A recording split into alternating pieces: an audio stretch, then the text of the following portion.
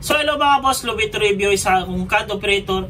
Gusto ko lang ding i-share sa inyo ano ba standard form na ginagamit natin para sa title block sa construction drawings natin sa pag-apply ng mga building permit dito sa Pilipinas mga boss. Tsaka gusto ko na din i-explain sa inyo ang pag-scale mga boss, kasi ang dami pang nalilito mga boss sa pag-scale. Sana may explain ko na ng maayos mga boss, kasi next year sobrang dami pa na tayong gagawin mga boss. So sa ngayon mga boss, intro muna tayo.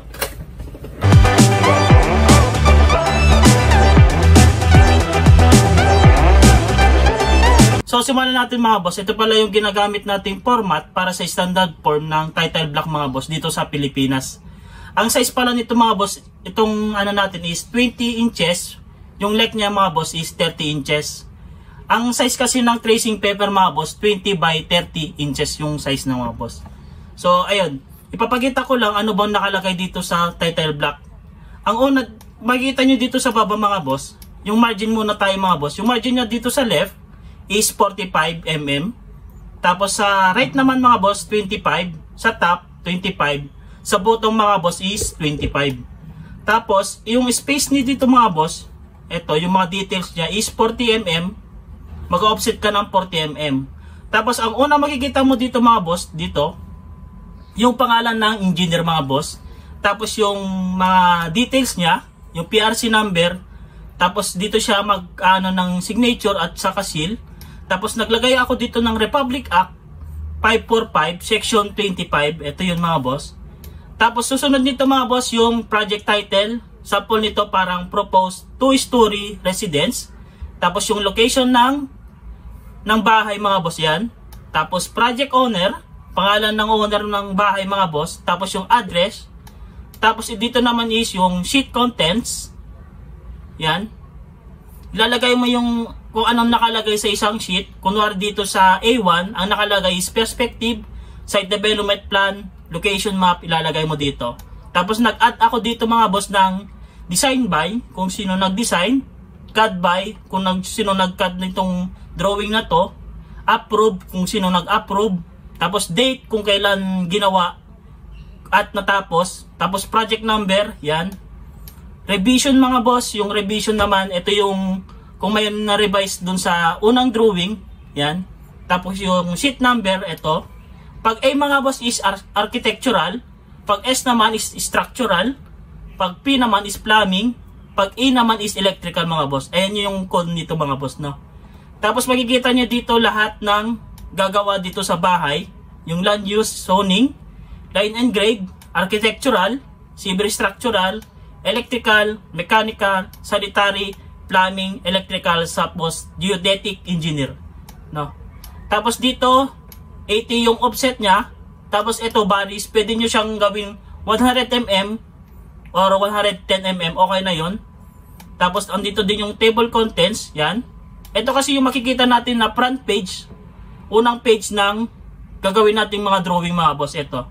Tapos yung next page naman, ito tatanggalin nyo na to, delete na yan mga yan. Tapos yung architectural mga boss, mga floor plan, elevation, tsaka etc. mga boss, yun.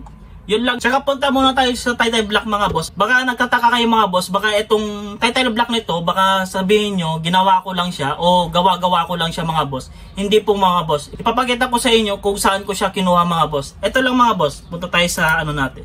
Dito ko siya ikinuha mga boss sa Implementing Rules and Regulation of the National Building Code of the Philippines.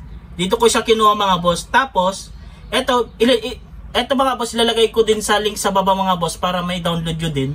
Yan. Basahin nyo ito mga boss kasi madami kayong matutunan dito. Tapos punta tayo sa page mga boss. Makikita nyo yung title block na standard mga boss dito sa roll number 3, Permits and Inspection, Section 301, tapos Building Permits. Page na yan mga boss is 33 ang alam ko eh. Tignan natin sa 33 na page. Yan. Basahin nyo lahat ito mga boss. Sobrang madami kayong matutunan dito. Tapos punta tayo sa baba. Ito yan mga boss. Oh. Standard form for building plans and construction drawing. Ayan mga boss. Oh. Yan. Diyan ko siya kinuha mga boss. Kung gusto nyo itong PDF file na to, download na lang. Ilalagay ko sa link sa baba mga boss. So yun lang mga boss. Tapos balik tayo ulit sa AutoCAD mga boss. Yan. Naman, tapos punta tayo dito mga boss. Kasi madami pa nalilito dito. Yan. Eto mga boss kasi, wala tayong, pag nag-save pag nag-page setup tayo mga boss, yan.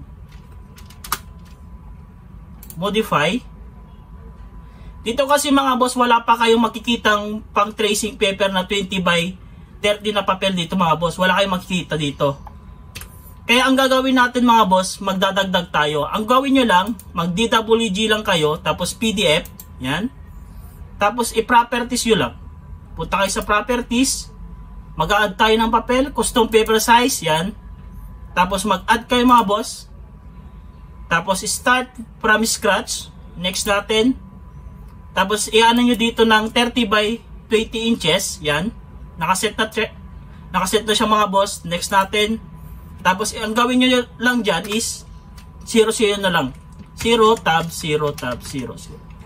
Yan. I-0 nyo lang lahat yan mga boss. Yan. Tapos next natin. Tapos i-rename natin siya. My tracing paper. 20 by 30 inches. Yan. Pag next natin mga boss, finish natin ulit. Tapos, okay.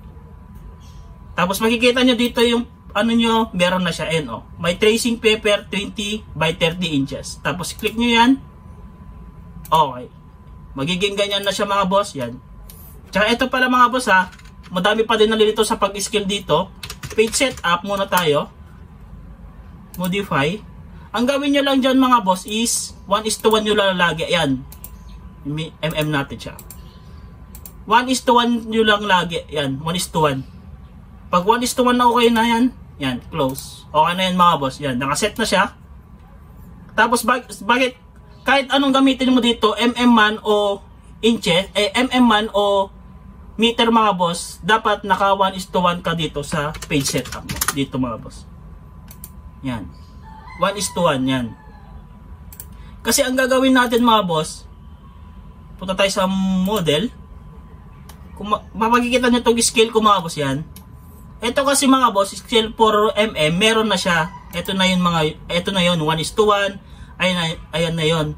Ang gagawin lang natin, mag-a-add lang tayo ng scale para sa meter mga boss. Ang gawin nyo lang dyan mga boss is, mag-custom tayo. Ayan. Ito kasi mga boss, nag-add na ako kanina ng mga ano kanina eh. Ayan, nag ko na yung mga ayan. 1:1, 1:2. Ayan mga boss, 1:1, 1:2 na meters. Tapos pag nag-add kayo, click nyo lang tong add, yan. Try natin siya ng, ito, may listahan naman ako dito mga boss. 1:5. Yan. Yung paper units niya mga boss, 1:1. Tapos yung drawing units, 0.005. Yan. Tapos okay natin. Tapos lagay nyo lang na ng meters. Yan. Okay. Okay nyo. Tapos okay nyo mga boss. Yan. Pag i-add nyo na lang lahat to mga boss, hindi ko na-add lahat to mga boss, no? Sabi na mag-add pa tayo ng scale para sa meter. Kasi mga boss, para magamit natin yung annotative natin. Dimension muna tayo. Yan. Para magamit nyo tong annotative mga boss, yan. Tapos set nyo. Yan. Pwede naman kayo gumamit ng standard. Pero sa akin, ang ginagamit ko talaga, annotative mga boss. Ito. Itong annotative, hindi itong standard ang ginagamit ko. Papagita ko sa inyo bakit annotative yung ginagamit ko lagi. Set natin.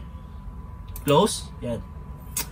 Ito mga boss ha, pag binago kasi to, lagi ko naman pinaulit-ulit to mga boss nung unang video natin. Pag binago ko to mga boss, yan. Try natin 1:40. DLI natin. Yan. Di na ako mag-aano ng ano. Hindi na ako magsaset ng mga standard na sobrang dami. DLI natin. Yan, lalaki at lalaki siya. Try natin yung 1:100. DLI. Yan, lumaki siya mga boss, no? Automatic na siya. Pero pag nag-annotative kayo mga boss, pag annotative ang gamit yung mga boss, dapat ito, yung add to scale to annotative object when the annotative scale change, sabi niya, dapat naka-off yan. Huwag nyo ngayaan na ganyan. Dapat hindi siya naka-blue. Off nyo yan. Tapos ito, dapat naka-anto. Yung annotative scale of current view. Yan. Dapat naka-an yan. Ito, dapat naka-anto pala mga boss. Yan. Yung show annotative object, dapat always yan. dapat naka-on. Ito lang yung hindi. Yan, ito. Kasi pag naka-off yan mga boss, mawawala yung mga text mo. Ayan, nawala siya. Kaya dapat naka-on yan. Yan. Tulad dito sa layout din mga boss, dapat naka-on to. Ayan, yung show annotative object current scale, dapat naka-on. Kung hindi nyo pa siya mag-gets mga boss, ulitin ko sa next video mga boss para maintindihan natin maayos kung medyo nalilito pa din kayo sa pag-skill mga boss. Kung natatapos itong video mga boss, at binabati ko kayo ng Merry Christmas and Happy New Year. Sana maging masaya yung Pasko nyo, tsaka New Year nyo. Magkikita-kita ulit tayo sa next year mga boss. Kaya bye-bye na mga boss.